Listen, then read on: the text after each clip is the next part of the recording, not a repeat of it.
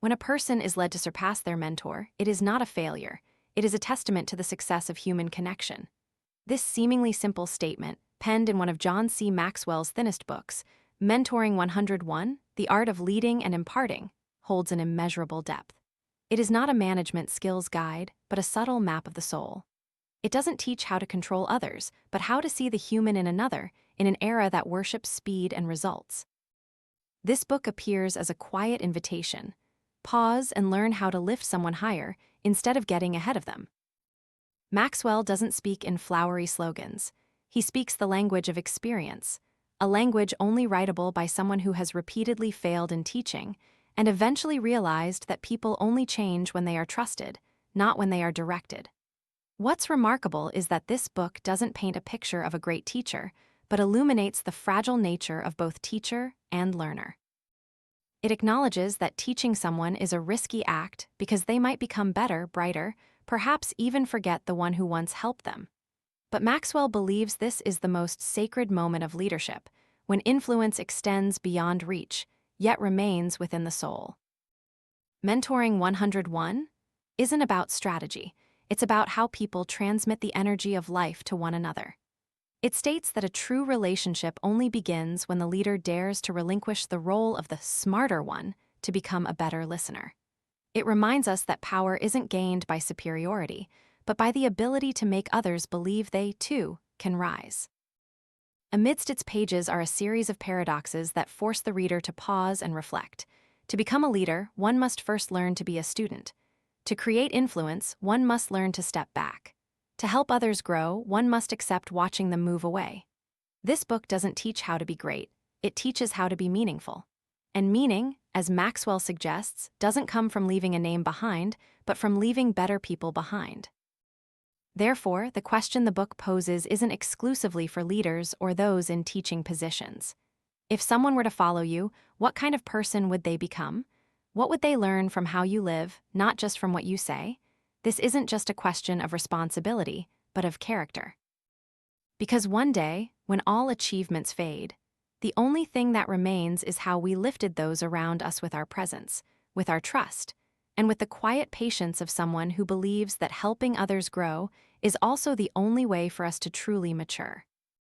The most important thing is not what we teach others, but rather who we understand ourselves to be and what we have to offer. No mentor can help someone grow if they are not ready themselves. Mentoring doesn't begin with words, but with self-awareness. We cannot give what we do not possess. Before entering a mentoring relationship, pause and look within. Ask yourself what in you truly has value for others. Do you have enough experience, patience, and trust to become a mirror for them to gaze into?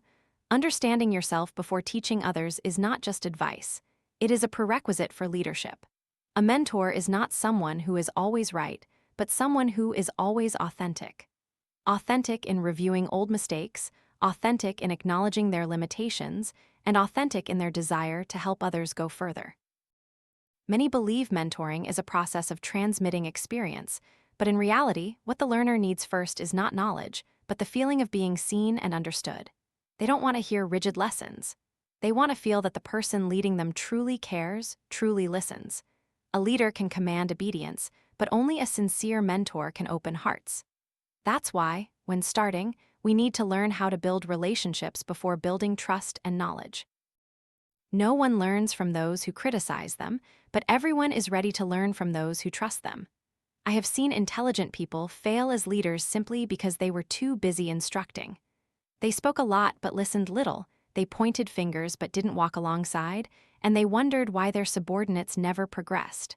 The answer is simple. People don't follow words, they follow hearts. In the art of mentoring, what we need more than advice is the patience to understand a person before trying to change them. Each person is a unique world, with wounds, beliefs, fears, and even glimmers of light. When we look at them with non-judgmental eyes, they dare to reveal to us what needs guidance. A good mentor doesn't need to be perfect. They just need to have something authentic to share. It could be a failure that taught them humility, an opportunity they once missed, or a time they chose to stand up instead of giving up. It is the cracks in life that create the light others can see. So, don't be afraid if you are not yet great. Just be willing to open your heart, willing to listen, willing to share. Mentoring is not teaching, it is companionship. It doesn't demand authority, it demands trust. Remember that a good mentor doesn't seek students to prove their own competence, but to help others realize they, too, can be competent. When we view the mentee as a person, not a tool, we open up opportunities for them to grow by their own inner strength. If you want to influence someone, don't start by telling them what to do. Start by listening to them tell you about themselves. Sometimes, just a nod, a timely question, or a silence full of understanding is enough to change an entire path. I always believe that mentoring is a quiet art. It is not noisy, not ostentatious, but persistent like a small stream of water gradually permeating rock. Over time, it changes the shape of others without anyone realizing it. And then one day, they look back, grateful that someone once didn't just teach them how to succeed, but taught them who to become on that journey. Not everyone is ready to mentor others, but anyone can start by looking at themselves with honesty and courage. When you understand who you are, you will know what is worth sharing. When you truly care about others, they will be ready to trust you. Remember this, mentoring doesn't begin with teaching, but with love. Once we understand ourselves, we begin to enter a deeper realm, inner strength. It is the core that every true mentor must possess, because one cannot lead someone further than their own reach if their inner foundation is weak. All external influence is temporary. Mentoring is not a performance, it is a state of being. Others may listen to us for a moment, but they only truly change when they feel our inner stability. A person not secure in their own values will easily be drawn into the illusion of control. They fear their students surpassing them, fear losing their position, fear losing credibility. But in mentoring, strength lies not in power, but in the ability to give. A true mentor knows that if their student becomes better, it is not a failure, but a sign that the seed has sprouted. Building a solid foundation for leadership is a quiet and patient process. It begins with confronting one's own limitations. Each of us has blind spots, areas we think we understand, but are actually just repeating habits. When we dare to acknowledge this, we learn to look at others with non-judgmental eyes. In the mentoring journey, the ego is the biggest obstacle. Many step into the role of a leader with the mindset of, "I know everything." But this very attitude closes the door to listening. A mentor is not the one who speaks the most, but the one who knows how to create space for others to see the answers for themselves. Sometimes, understanding silence holds more power than an entire speech. As we mature, we realize that we don't need to pretend to be omniscient. Learners don't need a saint, they need someone who has walked through darkness and knows the way back. A stable mentor is someone who has confronted themselves, who has failed, lost, and taken responsibility for their own mistakes. They don't hide their scars because they know those scars are proof of growth. Inner strength is not built from victories, but from how we rise after every fall. When a mentor shares this, they don't teach others how to avoid failure, but how to live with it. This creates a deep connection because the listener realizes they are talking to a real person, not a monument. To lift others up, one must first stand firm in their own values. If we are unclear about what is most important in life, we will not know what to inspire in others. Values cannot be borrowed. They must be forged through experience, through choices, through upholding what is right even when no one is watching. In the workplace or in life, many mistakenly believe mentoring is a series of skill-building sessions, but it is actually a psychological and spiritual journey. When a mentor has a solid foundation, their words carry a different energy. Every piece of advice becomes a seed sown in the listener, because behind it is truth verified by life. Someone once asked me, "How do I know if I'm strong enough to be a mentor?" The answer lies not in years of experience, but in the serenity of the soul. If you can listen to criticism without defensiveness, look at someone who is wrong without contempt, and rejoice when others are better than you, you are beginning to be ready. When a mentor achieves that serenity, they don't need to strive to create influence. Influence naturally radiates from their attitude towards life. Others trust you not because of your words, but because of how you live, and that only comes when you live authentically with yourself. There will be days when you are tired, when you doubt your abilities, when you feel that no one understands your efforts. But it is on those days that your inner foundation is tested. If you still choose patience, still choose to believe in the value of helping others, then step by step, you are forging yourself into a beacon of steadfastness. This is a critical transition when a mentor learns to let go of the desire to control and shifts to a spirit of support. From here, mentoring is no longer about leading others, but about paving the way for them to lead themselves. When we let go of the ego, clarity has space to enter. And precisely at this point, a subtle thing happens. We realize that mentoring is not a process of transmitting knowledge, but of empowering others to become themselves. We no longer see them as learners, but as companions. We begin to believe that within each person lies potential waiting to be unleashed. Once we reach this point, the mentor's mindset begins to change.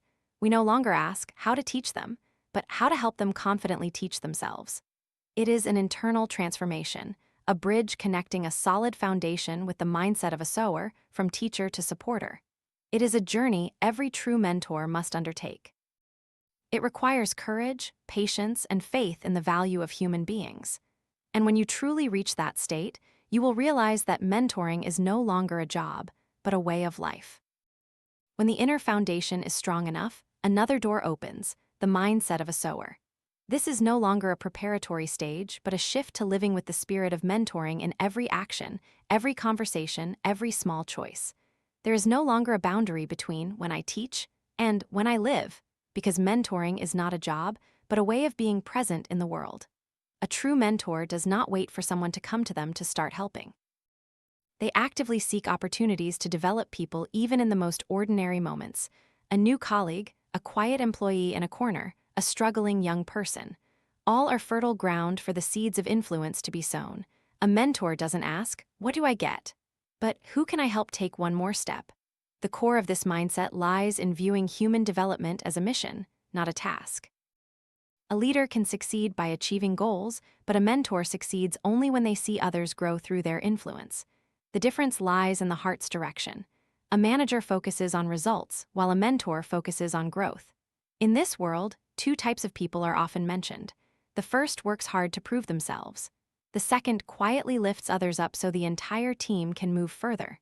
The second type may not be celebrated as much, but they are the soul of development. When they appear, the energy in an organization changes because they make everyone feel seen, believed in. Making mentoring a lifestyle means not separating helping others from the rest of one's life. It's not a meeting or a training program, but how we approach people every day. When someone comes to you, they don't just need advice. Sometimes they just need the feeling that they are valuable enough to be listened to. Your attentive presence is a priceless gift. A good mentor understands that every conversation is a seed sown, but the paradox is that the sower cannot predict which seeds will sprout and which will be carried away by the wind. So they sow without calculating, give without expecting repayment. They know that true influence is not measured by immediate results, but by the lasting impression left in others' minds. There's an image I always love. The tree planter knows they may never sit in its shade, but they still plant because they understand that true value lies not in enjoying the results, but in the act of sowing. Mentors live with such a spirit. They know that sometimes the person they lift today will not come back to thank them, but they still believe that this world will be better because another person has been guided. The sower's mindset frees us. When no longer bound by results or recognition, we can fully focus on human development. We no longer compare, no longer envy, no longer need to prove ourselves. Every encounter becomes an opportunity to spread good. One of the clearest signs of a mature mentor is the ability to see potential in others before they even see it themselves. They don't look at the present, but at the young shoots hidden beneath the soil. When others only see awkwardness, the mentor sees curiosity. When others see mistakes, the mentor sees the will to learn. It is this way of seeing that makes the difference. A mentor cannot help anyone overcome something they don't believe is possible. Therefore, they must learn to believe in people's potential more than people believe in themselves. Believe that anyone can change. Believe that mistakes are not a condemnation, but the material for growth. When that belief is strong enough, it becomes a reflecting mirror that makes the mentee begin to believe in themselves. I've seen many leaders so busy that they forget the people behind the work. They plan, assign tasks, check, report all perfectly, but the atmosphere in the team is dry and cold. People are not connected. The reason is simple. They only transmit tasks, not inspiration. Mentors are different. They understand that work is just a context for human development. When people get better, all other results will naturally follow. Spreading influence in the workplace doesn't require power. It requires consistency, exemplary behavior, and respect. When you value every individual in the team, they will feel it. When you dare to share your own failures, they see you as authentic, and from that point, you no longer have to force anyone to do anything.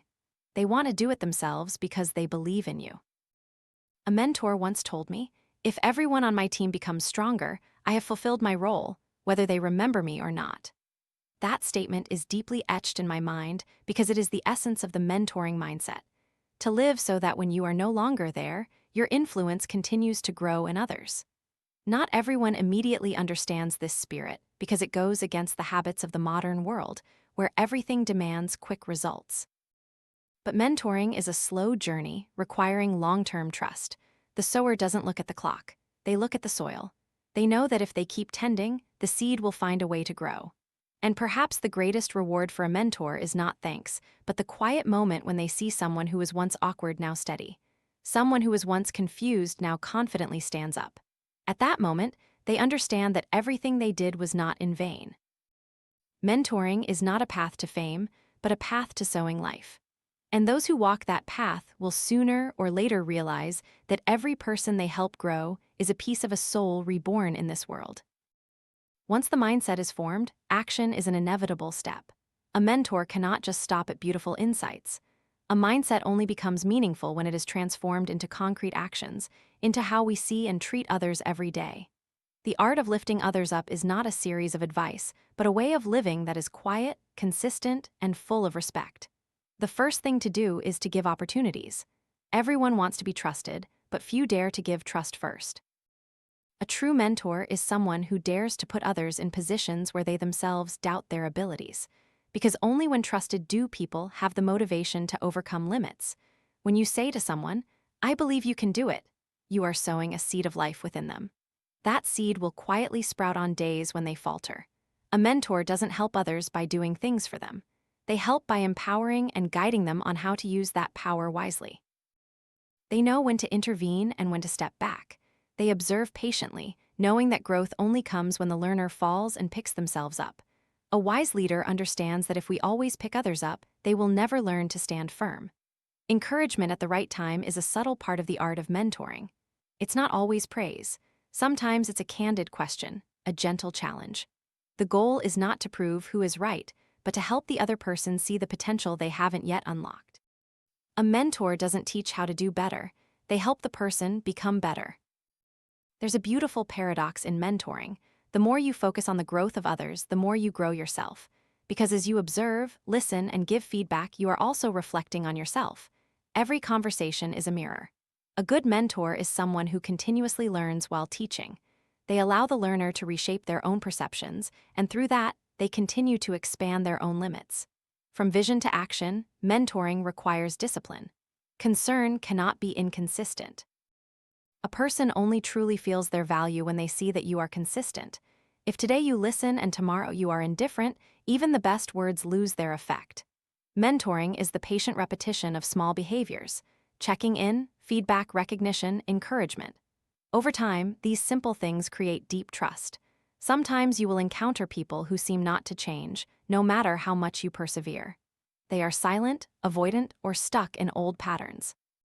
At that moment, what you need is not to give up, but to change your perspective. Mentoring is not about forcing others to grow, but about creating conditions for them to be ready to grow. Some people need more time, some need a subtle touch to realize what they have never seen. When mentoring becomes a habit of life, we begin to realize that every interaction can be an opportunity to lift others up.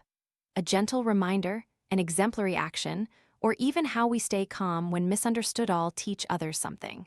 A mentor doesn't teach through lectures, but through presence.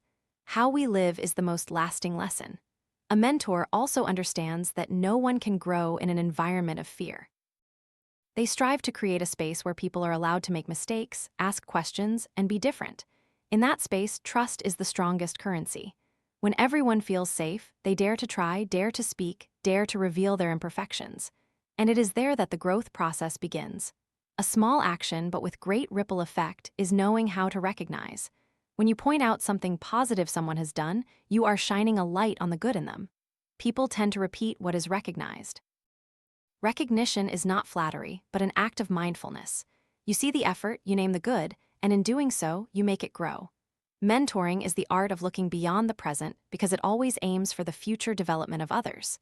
A good mentor doesn't ask who they are today, but who they can become tomorrow. It is that vision that makes the difference between a manager and an inspirer. Management is about keeping things running smoothly, while mentoring is about lighting new torches. When you help others grow, you are also expanding your own world. Because every person you touch is a story, a source of energy, a new perspective. As you help them develop, you learn more about life through them. It is a mutually beneficial relationship where both the leader and the led become better versions of themselves.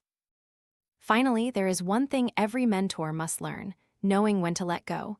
When the mentee is stable enough, don't hold them back in your sphere of influence. Let them walk their own path, even if that path is different from yours. A true mentor doesn't create copies, they create independent individuals. Letting go is not abandonment, but an expression of trust. And when one day the person you once guided returns, not to ask for advice, but to share that they are now mentoring others, that is the most fulfilling moment. A true mentor doesn't just create successors, they create people who continue to sow seeds for another generation. When you reach that stage, you will understand the deepest meaning of mentoring, not transmitting knowledge, but spreading the spirit of growth. It is a journey without a destination, only ever-widening circles spreading from one person to another like ripples extending across water. And you, the one who initiated the first ripple, will know that your work was never in vain in any journey of guidance. The first thing a mentor must learn in any journey of guidance is to choose the right people to invest in. Not everyone is ready to receive guidance, and not everyone knows how to absorb value from those who came before. Some are like sponges, just a drop of experience can soak in deeply and spread widely. But others are like a Teflon surface. Everything you offer slides off, leaving no trace. A wise mentor understands that their time and dedication need to be placed correctly, because mentoring is not effective with those who are not ready to learn. The hardest part is not conveying, but recognizing who truly yearns for growth. Someone can talk for hours about wanting to change, but the person worth investing in is the one who demonstrates a learning attitude through the smallest actions. They listen, ask questions, experiment with what is shared, and return with what they've learned.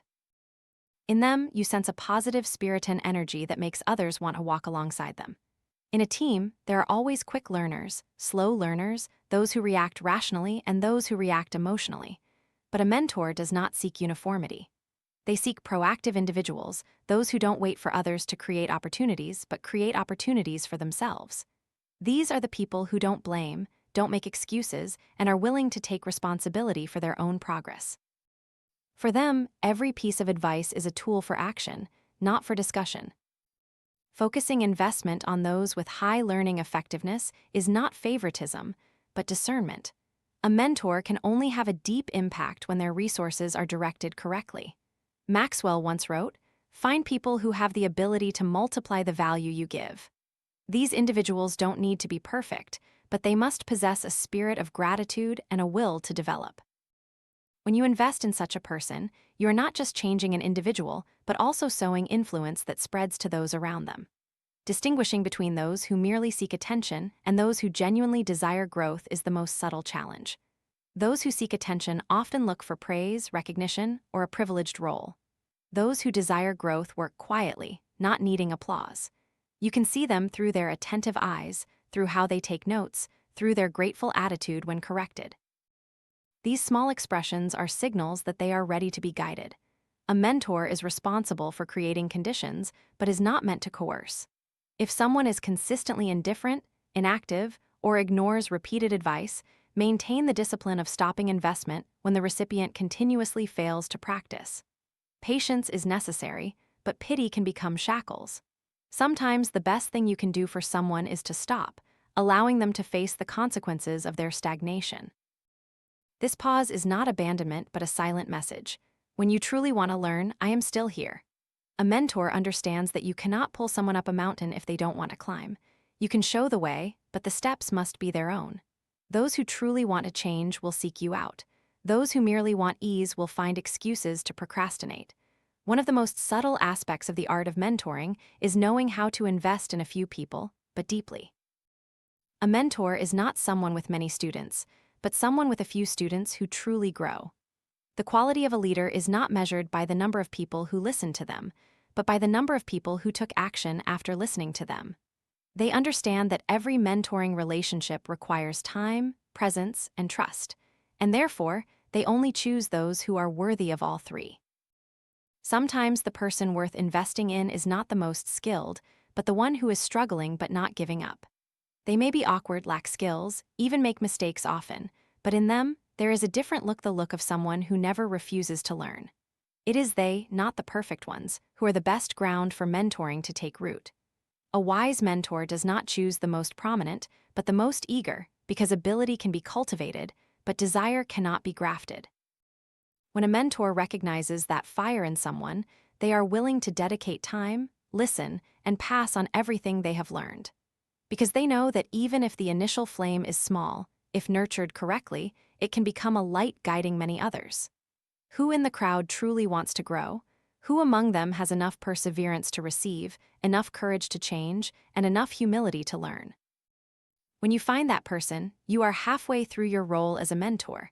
The rest is companionship, a long, slow, but meaningful journey. Once the worthy individual for investment has been found, the mentor's next step is to lift them up with belief. No one can grow under a scrutinizing gaze. The power of a trusting word can completely change how a person perceives themselves. When you tell someone you believe they can do it, you are giving them a mirror to see a better version of themselves. One of the most profound things a mentor can do is to awaken and affirm the inner potential within each person. Because sometimes people fail not because they are weak, but because no one has ever believed they were strong. Many live in the hazy zone of self-doubt. Just a spark from the outside is enough to make them start moving. A mentor is like a lamplighter, not creating light for anyone, but helping them realize the inherent flame within themselves. Everyone reacts differently to belief. Some receive it with gratitude and effort. Others fear it because of the pressure to prove themselves. Thus, the art of mentoring lies in how to set high and consistent expectations to raise behavioral standards without frightening others. A good mentor does not use belief as a whip, but as a gentle supporting hand from behind, reminding, "I am here, and I know you can do it." When you trust someone with respect and sincerity, they will often choose to live up to that trust. Trust is not just expressed through words. It appears in how you delegate tasks, in your gaze when the other person makes a mistake, in your attitude when they don't achieve what they desired. A mentor who believes in others will not rush to judge. They build on strengths rather than just correcting weaknesses, understanding that people grow where they are recognized, not where they are criticized. When you say to someone, "I see you do this very well, and I believe you can develop it further," you are opening a door of confidence for them that they had never dared to step through. Arousing potential does not mean sugarcoating the truth. Mentors do not deceive mentees with empty praise. They see both strengths and weaknesses, but they choose to see what can blossom. They know that every timely affirmation can change a person's direction. It is not superficial encouragement, but well-founded recognition stemming from deep observation. Expressing concrete belief, helping them visualize the picture they can become, is the hardest but also the most beautiful part of the mentoring journey. A confused person cannot imagine a better version of themselves. The mentor, through experience and empathy, helps them envision a future they haven't yet seen. You don't just say, "I believe you can," but say, "I believe you can because I have seen how you reacted in difficult times. I believe because I know you have overcome this before." It is this specificity that makes belief real. A mentor does not do the work of a trainer, they do the work of a hope sower. Because they understand that achievement begins with mindset, and mindset begins with the feeling that, "I can." When the mentee believes they can, they begin to act with a completely different spirit. Every small setback is no longer an end, but an opportunity to prove that the belief was right. Setting high expectations does not mean making unreasonable demands. A true mentor does not place a burden on others. They raise standards by walking up with the person step by step. They don't say, "Be like me," but say, "Let's take one more step together." Expectation is only meaningful when it is supported by presence. And when the mentor is truly present, the mentee will feel safe enough to dare to push their limits. There is a strange moment in the mentoring process when the mentee suddenly reacts differently. They start to be confident, dare to take responsibility, dare to say, "I can." That moment is the result of a series of beliefs built up over time. It is not magic, but the result of patience and respect. The trusted person will strive to achieve the image the mentor sees in them. And if there is one thing every mentor needs to remember, it is that no one changes when judged, only when seen with eyes of trust. The more you trust someone, the more they want to become worthy. The more you look at them with hope, the more they find reason to move forward. A good mentor not only sees potential, but helps others believe in that potential. And when they do that, they are not just leading, but creating a next generation of people who know how to trust others. Once belief has been awakened, the mentoring journey shifts to a more practical stage, where belief is transformed into competence. No longer just encouragement or guidance, this is when the mentor helps others work better, helps them translate potential into clear results. Belief, if not nurtured by concrete action, will gradually fade like a flame without fuel. A mentor cannot just say, "I believe you can do it," and walk away. They need to equip the mentee with clear goals and specific progress metrics so that both can see the path and know where they are going. A learner who is trying but without direction is like rowing a boat at sea without a compass. When you help them set clear goals, not vague, "Do better, but complete this task within that time," with these criteria, you are moving them from dreaming to acting. Once goals are set, the next important step is to transfer responsibility, accompanied by coaching, resources, and regular feedback. Mentors should not hold hands forever. They guide, then let the other person try, correct mistakes, and grow. The learner may be clumsy in the first steps, but that is necessary. It is in those mistakes that they learn to adjust, learn to take responsibility, and learn to be confident in their own results. Mentors don't intervene to save, they observe to understand, then use feedback as a mirror to help others see what they haven't seen. Feedback is the most subtle language of care. A timely piece of advice can save a wavering spirit, but feedback is not judgment. Mentors know how to point out mistakes without hurting self-esteem. They speak with the voice of someone on the same side, not an adversary. A sentence like, "This part is not clear yet, but I see your preparation was very good," both points out the error and affirms the effort. And it is that balance that makes the learner not fear failure, but ready to try again. A well-mentored person will never feel alone because the mentor always establishes communication mechanisms so that no one feels left out of information. They don't make others guess what's happening, don't hide evaluation standards, don't create the feeling of being tested in the dark. Clear communication helps learners feel more confident, reduces anxiety, and focuses on achieving goals. Mentors also understand that work effectiveness comes not only from skills, but from the connection between individual goals and the common vision. Therefore, they always keep the common vision in mind, linking daily tasks to larger goals. When a person understands that their work has meaning beyond the personal, they will work with a different spirit. A small action can have great meaning when it is connected to something broader than oneself. Mentors help them see that bigger picture, so that work gains a soul. Mentoring in action is not just about teaching skills, it is the art of igniting a sense of responsibility. Good mentors don't do things for others, they teach how to do it, then step aside to let others walk on their own. They don't claim the spotlight of the results, but let the learner stand in that light and feel their own strength. And when the learner succeeds, the mentor doesn't need recognition. Their joy lies in seeing others rise through their true competence. However, there are times when a mentor needs to intervene more strongly. When the learner stagnates or goes off track, feedback needs to be clear and direct, no circumlocution, no flattery. But even when strict, they maintain a respectful attitude because they understand that the goal is not to prove who is right, but to help the other person get back on track. Mentors don't use power, they use credibility and integrity. A mentor's job is not just to improve others' skills, but also to help them see the underlying causes of the results they create. Someone who repeatedly makes mistakes is not because they don't understand, but because they haven't recognized the root of the problem. Mentors lead them beyond superficial manifestations so they can see their way of thinking, their way of reacting, how they confront failure. All are part of productivity. And when the mentee begins to self-correct without prompting, that's when mentoring reaches its deepest level. They no longer wait for feedback to act, but know how to observe themselves. They no longer do things for praise, but because they understand the value of doing things right. At that point, the mentor can step back, but their influence remains there, quietly guiding.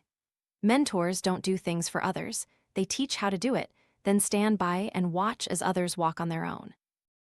Because the ultimate goal of mentoring is not to create dependent people, but self-reliant ones. A good mentor knows when to speak and when to be silent to allow their students freedom. True growth only comes when the mentee begins to lead themselves.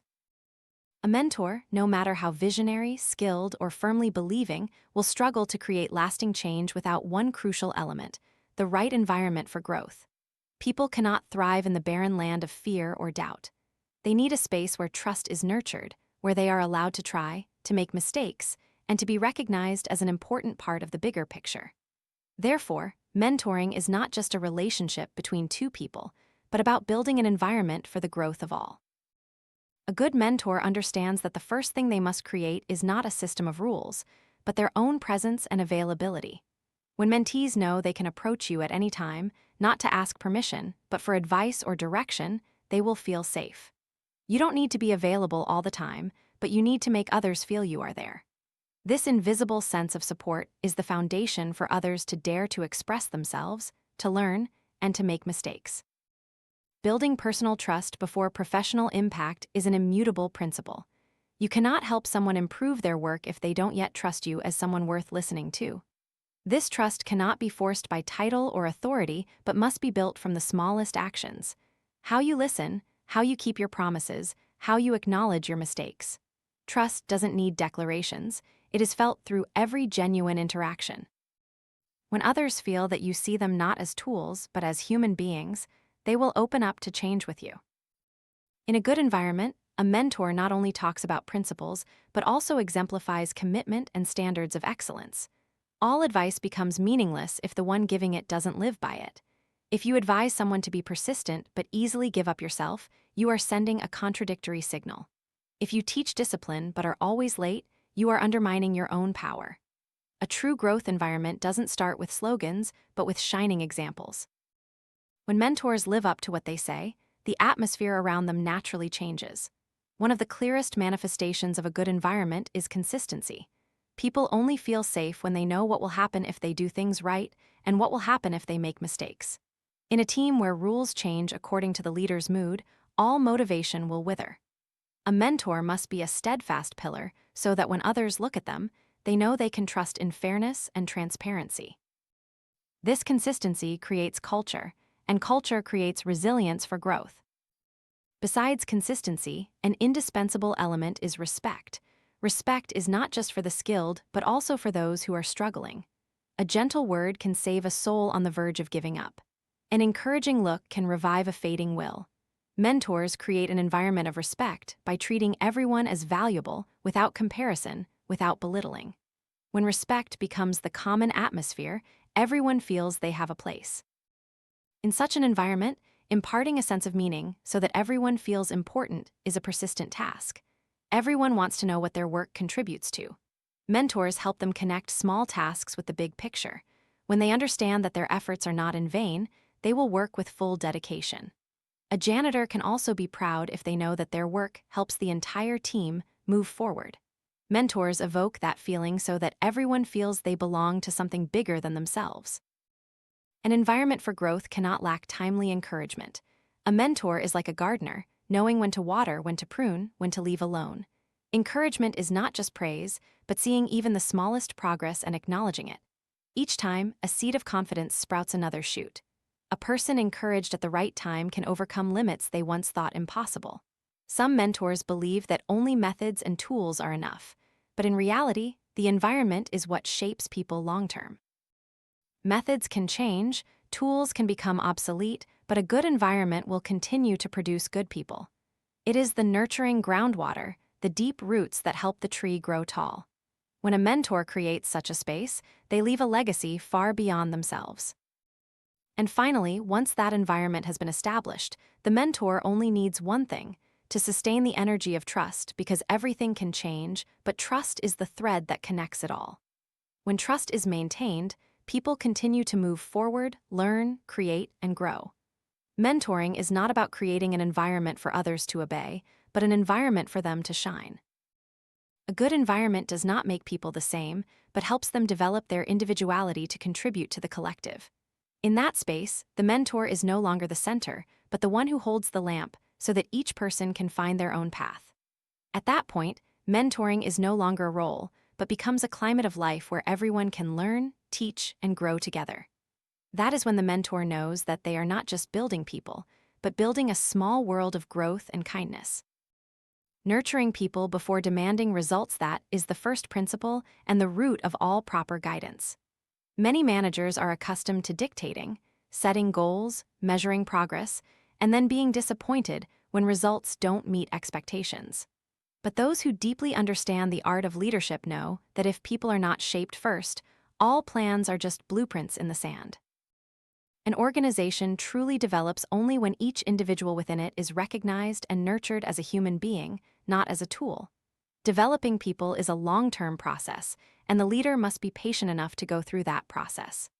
No seed sprouts in a day, nor does any soul mature in a season.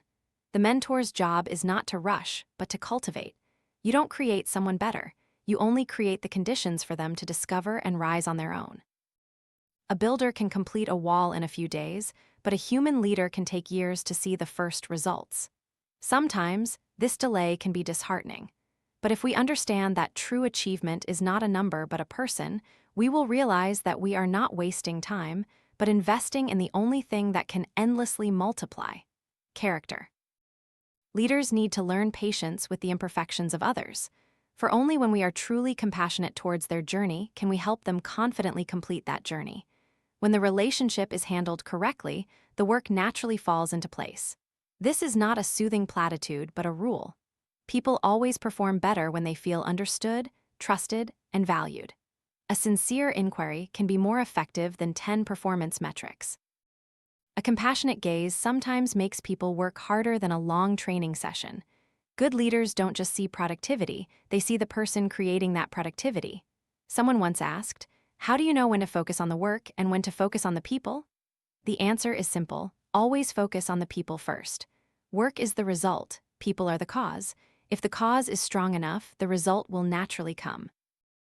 But if the cause is damaged, every plan, no matter how perfect, will silently collapse. A good mentor is someone who builds people before fixing the work. They don't chase perfect reports, but look for signs of inner growth in each person. They recognize when someone dares to take responsibility, when someone knows how to listen instead of react, when someone dares to admit mistakes instead of making excuses. That's when the inner seed begins to sprout. Such changes are not noisy, but they are the evidence of a true process. In the role of a leader, we must learn to handle relationships with each person subtly. No two people are alike, and therefore there is no single formula for everyone. Some need encouragement, some need challenges, some need space, some need companionship. The art of mentoring is not in knowing what to say, but in sensing what someone needs. Only by truly listening do we realize when to push and when to support. When a mentee feels your presence not for supervision but for support, they will naturally become more proactive. When they believe that you want them to grow, not just for your own peace of mind, they will voluntarily make efforts. That is the power of a right relationship. Influence replaces command. A mentor is not always right, but always authentic. They don't paint a perfect picture. They allow others to see their own limitations to prove that growth is not about being flawless, but about continuously learning. That authenticity makes the mentee feel safe because they know they are learning from a human being, not an ideal. And above all, a mentor needs to understand that investing in people always requires patience and trust. You may not see immediate results, but what you sow today may blossom in someone else at a time when you are no longer there. That is the essence of mentoring: sowing without expecting to harvest, giving without expecting to be remembered by name. When you help someone become a better version of themselves, you not only change them, but also everyone they will touch later. A properly guided person will become a guide for others. And so, your influence does not end with one individual but spreads like ripples on water, quietly but persistently.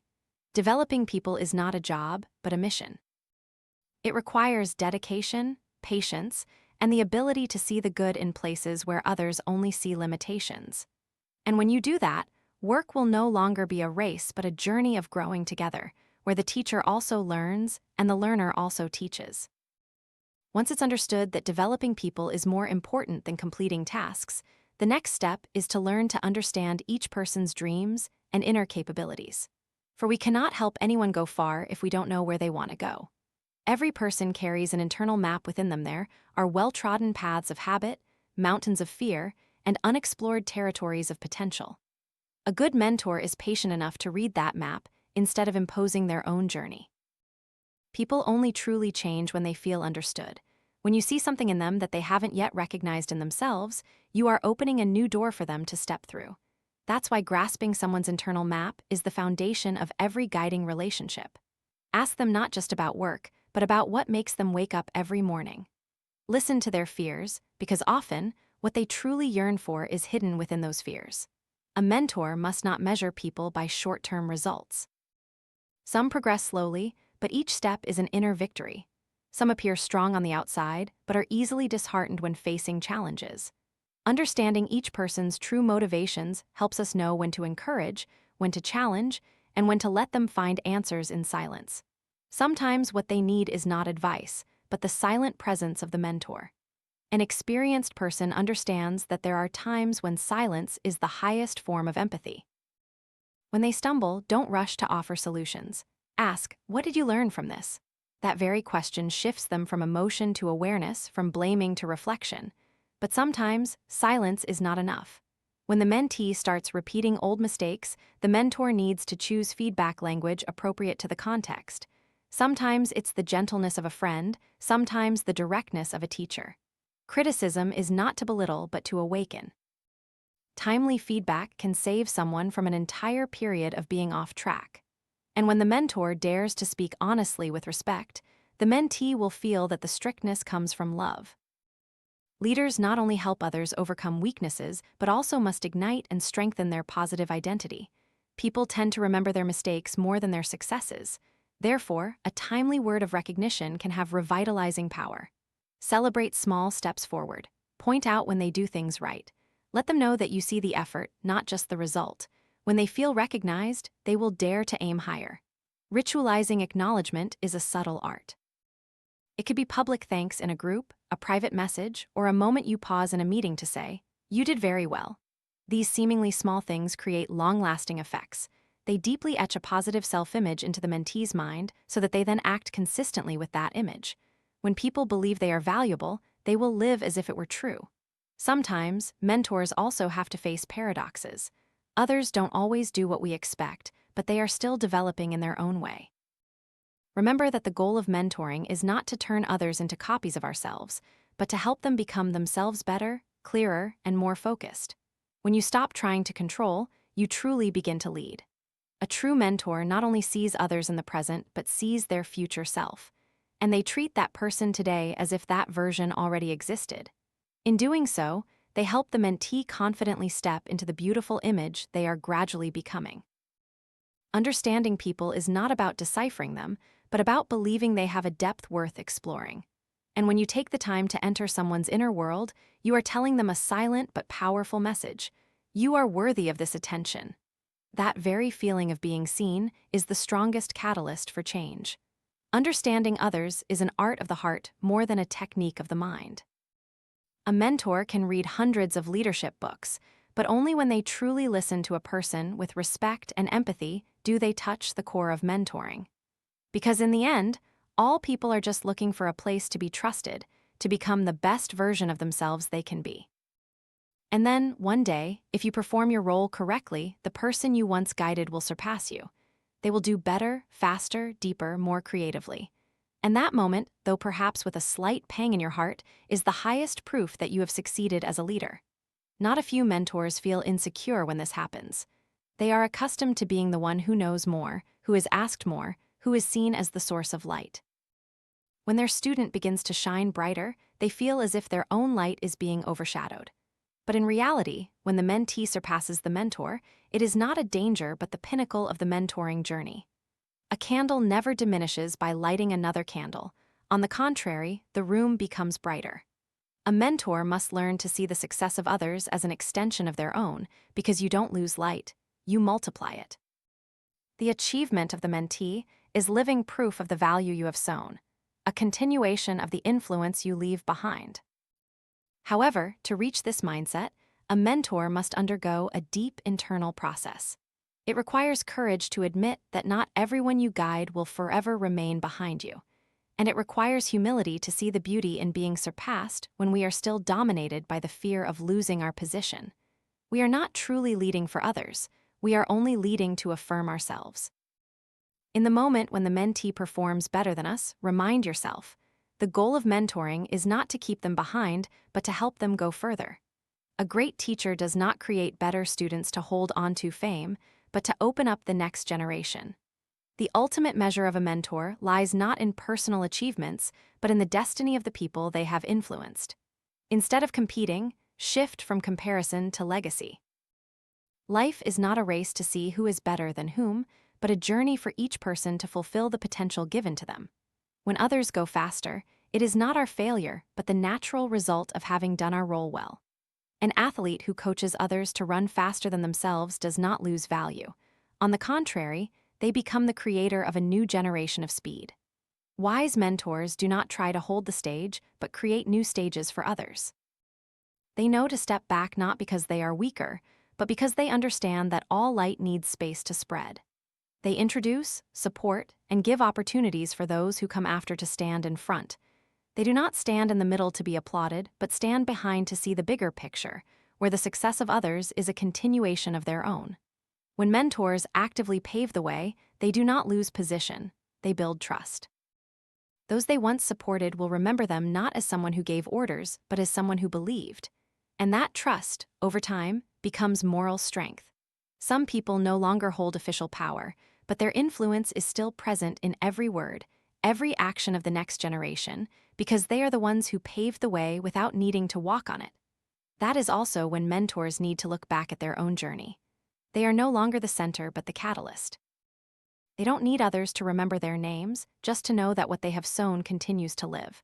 The pinnacle of mentoring is when the mentee shines and the mentor smiles in silence. It takes inner steadfastness not to feel threatened by the success of others. Mentors know that true influence cannot be measured by fame but by legacy. Fame is what people say about you. Legacy is what remains when you are silent. Fame lives in the present, legacy lives in the future. True mentors choose the latter. From then on, mentoring becomes a series of empowerments where someone helped you, and you in turn help others. The journey does not close but expands when the mentee begins to become a mentor for others. You have fulfilled your role, and in that continuity, there is no one above or below, only people walking together, each carrying the light of the one before. Ultimately, a mentor needs to learn to see that surpassing is not losing position, but expanding influence. When you create stronger people, you are contributing to making the world a better place, not in a flashy way but through a quiet and persistent path, just as a river flows through different lands. Its water does not keep to itself but nourishes everything it passes. Mentoring in its deepest sense is not a journey of going ahead, but a journey of lifting others up, and when they fly higher than you, look not with sadness but with joy, because that means the seeds you sowed have blossomed. When the mentee shines, the mentor's journey is not yet over. That is when a lesson more subtle than sharing knowledge or inspiring needs to be learned, maintaining humility to create a legacy. For once a person has influence, the greatest challenge is no longer making others believe in them, but not letting themselves believe they are enough. Arrogance is the shadow that creeps in when light shines too long in one place. It doesn't appear loudly but silently, like dust on the mirror of the mind. A mentor can easily fall into the feeling that no one can replace them, that what they say is always right. But it is at that moment that they begin to drift away from the spirit of mentoring.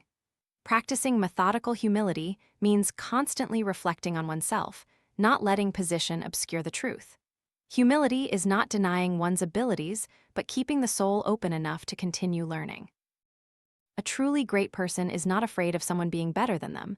because they know that competition is only frightening when one lacks faith in their true self-worth. Healthy competition makes both sides grow. Envy destroys both. A wise mentor nurtures a spirit of positive competition within the team, where everyone doesn't try to defeat each other, but together raises the team's standards. They teach that excellence is not surpassing others, but surpassing your past self. In such an environment, the boundary between motivation and envy is defined by attitude. When a mentor celebrates the success of others, they are teaching everyone a lesson about loving progress. When they can say, "You did better than me," without a hint of bitterness, they are sowing seeds of generosity. It is that attitude that transforms a leader into a living symbol of growth. Practicing humility is not about pretending to bow your head, but about daring to face the fact that you can be wrong. A trustworthy mentor is not trustworthy because they are always right, but because they know how to listen and are willing to adjust. When you let others teach you, you are showing them a model of never-ending learning. Humility doesn't make you smaller, it makes you deeper. From that, the mentor understands an important truth. Influence is not something to be kept, but a flow that must be passed on. If influence only concentrates in one individual, it will gradually dry up. But when it is given away, it becomes an inexhaustible source of nourishment. This is the open-closed cycle of influence, where the mentor sows new people and then steps back so they can continue to sow another generation. A mentor never stops at teaching. They create mechanisms for mentoring to become a culture. They encourage veterans to guide newcomers and newcomers to support those who come after them. In this way, influence spreads in ever-widening circles. This is how an organization maintains its soul even as people change. Influence no longer depends on a single individual, but becomes a collective habit, a living legacy. To maintain that cycle, a mentor needs to know when to step back at the right time. Once you have empowered, don't interfere. Once you have assigned responsibility, don't take it back. Once you see they are strong enough, don't keep them in the position of a student. How you let go will teach them more than any lecture. Letting go is not an end, but your way of saying, "I believe you are ready." Just as a tree planter cannot forever grip the trunk to protect it, a mentor must let the tree face the wind on its own. Only when the roots find water and the trunk stands firm does the tree truly live. If the planter doesn't let go, the tree will die in the shade of its own protection. Once they understand this, mentors begin to see the world differently. They find joy in others doing better, pride in no longer being the center. And they realize that legacy is not the structures we build, but the people we help grow.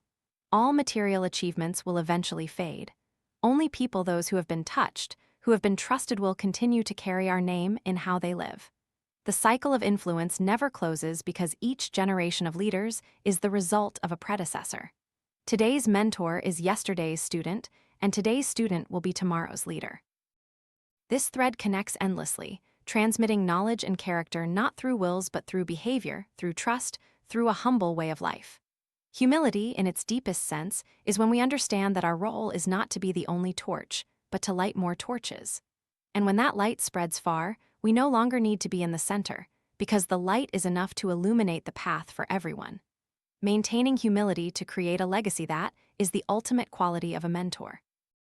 Because in a volatile world, those who know how to stand back to lift others up are the ones who truly make this world move forward. They don't need to be glorified because they have become part of something eternal, the continuous flow of knowledge, trust, and character. Perhaps the greatest lesson from this book is not in the concepts of mentoring or leadership, but in how it forces us to look back at ourselves. When we want to help someone grow, we must ask ourselves if we have been authentic enough to be a mirror, not just a lecturer. Because leading others doesn't start with talking, but with living. The book teaches that every guiding relationship is based on a simple rule, yet few are patient enough to practice it. Believe in people before asking them to believe in you. That belief is not a promise, but how you look, how you listen, how you don't retreat even when the other person is confused. In everyone, there is always a part that lies dormant. And sometimes, all it takes is the mentor's gaze, warm enough for that part to awaken. The paradox is that a leader is not someone who stands taller, but someone who dares to bend down to lift others up. The more you bend down, the wider your vision expands. When you truly help others go far, you lose nothing. You are only multiplying your own value. But to do that, you must overcome a very human fear, the fear of being replaced, the fear of no longer being needed. Yet, isn't that the ultimate achievement? When the person you once guided no longer needs you, that is when you know you have fulfilled your role. When their light illuminates others, your shadow becomes a legacy. This book doesn't just talk about skills, but about the mental state of giving, where people let go of the desire to be recognized to pursue the desire for continuity. It not only teaches how to say, "I believe in you," but also teaches how to be silent at the right time when the other person needs to prove themselves. It reminds us that teaching others is not transmitting knowledge, but inspiring them to see how great they can become. Perhaps you don't need to become a mentor by title. But try asking yourself, have you ever been someone who helped someone realize their true worth? Have you ever taken the time to listen to someone, not to reply, but because you genuinely wanted to understand them? Have you ever stepped back for others to move forward, not because you had to, but because you saw they deserved it? If the answer is no, then this book doesn't end here. It has just begun. Because the true meaning of leadership is not in the lessons read, but in how we live after closing the last page. As you leave these words, remember that a mentor is not a role, but a way of life, the ability to see the good in others before they see it themselves, the courage to lose a part of your own light to ignite another flame. And perhaps that is also the open question this book wants to leave with you. What will you leave in the lives of others beyond your mere presence?